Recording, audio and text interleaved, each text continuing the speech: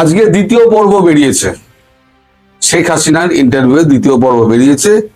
বিদেশ নীতিতে স্বার্থে দেশের স্বার্থকে জলাঞ্জলি, অভিযোগ শেখ হাসিনার। অগ্নি রায় দ্বিতীয় পর্ব আজকে বেরিয়েছে। এতে তিনি মারাত্মক কতগুলো কথা বলেছেন শেষের দিকে। ইন্টারভিউটা যখন শেষ, আজকেই শেষ, শেষের দিকে কিন্তু কতগুলো মারাত্মক কথা বলেছেন, যে কথাগুলো ভবিষ্যতে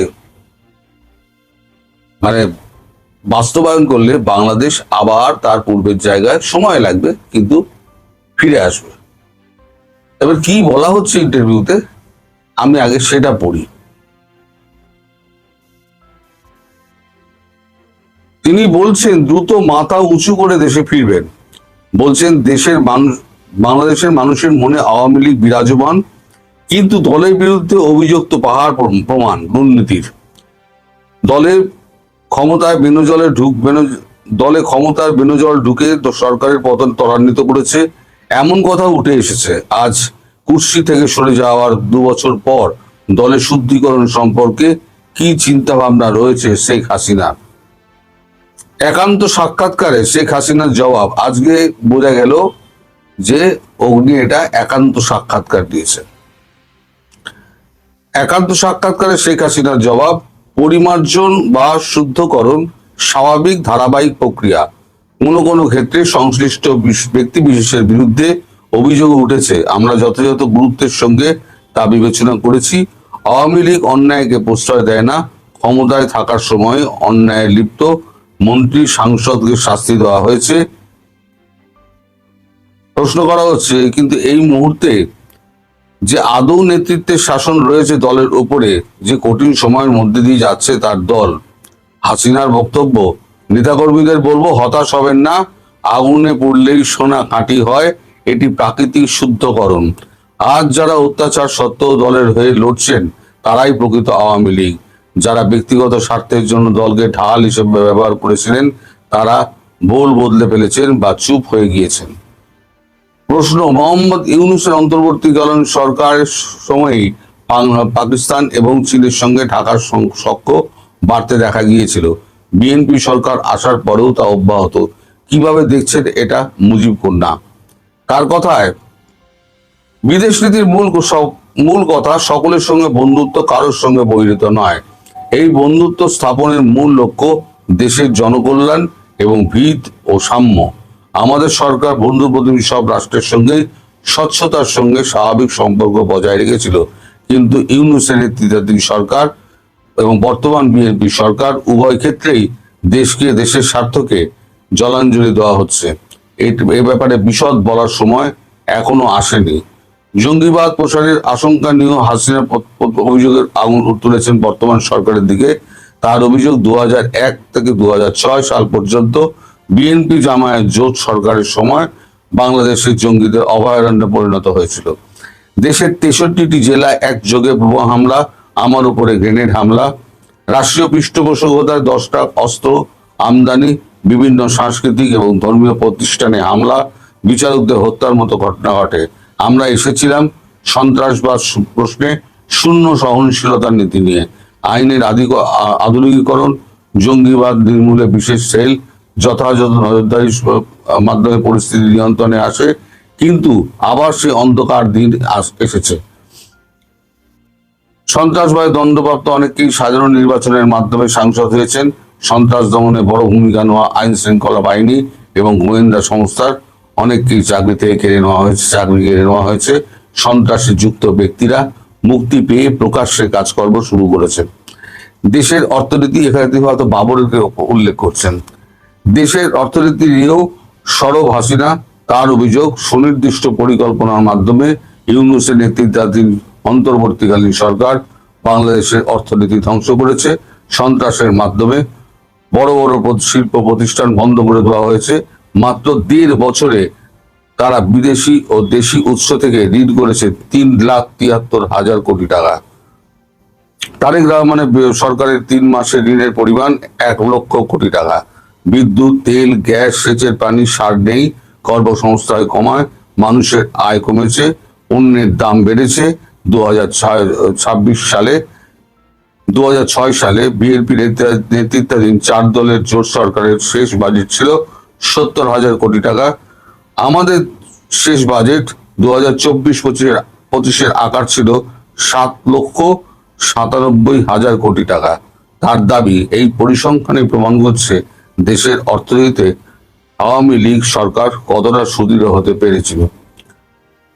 প্রশ্ন করা হচ্ছে যে আপনি দেশে ফিরে, এই যে আপনার বক্তব্য শুনে বোঝা যাচ্ছে আপনার দেশ এখন একটা ভঙ্গুর অবস্থার মধ্যে দিয়ে চলছে। এই অবস্থায় আপনি দেশকে আবার ঘুরে দাঁড় করাবেন কি করে?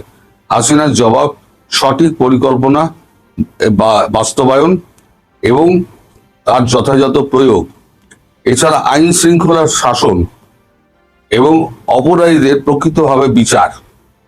যারা শয়ে শয়ে পুলিশ মেরেছে, হাজারে হাজারে পুলিশ মেরেছে, শয়ে শয়ে হাজারে হাজারে পুলিশ মেরেছে, নিরাপরাধ ব্যক্তিদের অন্ধকারে ঠেলে দিয়েছে এবং মৃত্যুকূপের অন্ধকারে ফেলে দিয়েছে, তাদের সঠিক বিচার যতক্ষণ না হচ্ছে ততক্ষণ আমি চুপ করে বসে থাকবো না। তারপরের প্রশ্ন, সরকার তো দুটো সরকারই একটা চুক্তির মাধ্যমে দেশকে প্রায় অন্ধকার জায়গায় ঠেলে দিয়েছে। সেখানে আপনি কি করতে পারেন? অন্ধকার জায়গা বলতে এই যে গোলামি চুক্তি যেটা বলে, উনি বলছেন আমার প্রথম কাজ হবে এই গোলামি চুক্তি দেশে ফিরে, আমার প্রথম কাজ হবে এই দেশে ফিরে এই গোলামি চুক্তিকে কুচি কুচি করে ফেলে দেওয়া এবং দেশকে আবার নতুন পরিকল্পনার মাধ্যমে ঘুরিয়ে দাঁড় করানো, এবং সেটা সময় লাগলেও আমি করব বলে আমি দৃঢ়ভাবে নিশ্চিত। শেষ। তার মানে উনি দেশে ফিরে আইনের শাসন আবার প্রতিষ্ঠা করবেন, উনি যেটা বলছেন, এবং গোলামি চুক্তি সঠিক পরিকল্পনা এবং বাস্তবায়ন করতে হবে। সময় সেটা লাগবে, কিন্তু দেশ ঘুরে দাঁড়াবে আবার। আর গোলামি চুক্তি যেটা আছে, কোনো দেশের নাম উনি করেননি। গোলামি চুক্তি যেটা আছে সেটা কুচি কুচি করে আমি ফেলে দেব, তারপরে আমি বুঝে নেব। অর্থাৎ তিনি দৃঢ় প্রতিজ্ঞ, তিনি এই যে গোলামি চুক্তির মাধ্যমে দেশকে একটা রাষ্ট্রের কাছে একদম বকলমে বেচে দেওয়া হয়েছে, সেটা তিনি মানবেন না।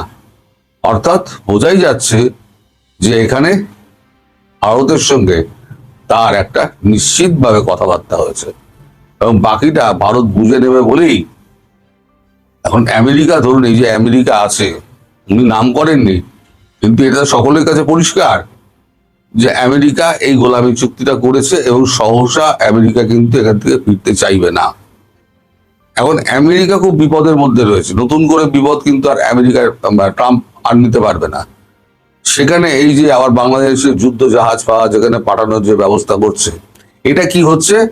ট্রাম্পের বোকামির ফল হচ্ছে। এটা আরআইসি, যেটা লিকুইড ফর্মে ছিল, আরআইসিটাকে শক্তিশালী করবে। সেখানে ইরান যোগ দিচ্ছে। আমি আগেই বলেছি বাংলাদেশকে নিয়ে নেওয়া হবে আরআইসির মধ্যে।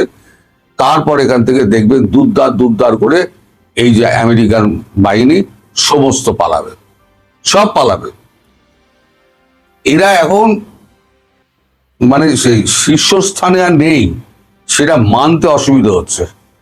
আপনার এককালে পয়সা ছিল, আজকে আপনি ফকির। আমাদের জলসাঘর ছবিটা দেখেছেন ছবি বিশ্বাসের? আমেরিকা এখন জলসাঘরে সেই ছবি বিশ্বাস সে ধার করে বাইজি নাচানো হচ্ছে। একটা মাত্র চাকর ছাদে বসে পুরুক পুরুক করে তিনি গড়গড়া টানেন এবং চাকরকে হুমকি দেন। তিনি একটা ওই মানে কি বলে ভাঙা চোরা একটা জমিদার বাড়িতে তিনি জমিদার সেজে বসে আছেন, এবং শেষে ঘোড়ায় চড়ে গিয়ে তিনি যখন নিজের শক্তি প্রদর্শন করতে গেলেন, ঘোড়া থেকে পড়ে তিনি মারা গেলেন। আমেরিকার অবস্থা হয়েছে তাই। জলসাঘরের এখন জমিদার হচ্ছে ডোনাল্ড ট্রাম্প।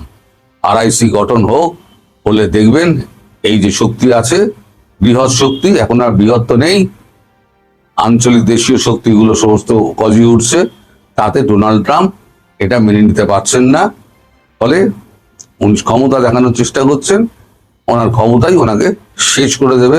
আসলে কি জানেন, আসল হচ্ছে যে ক্ষমতা হজম করাটা খুব দুষ্কর।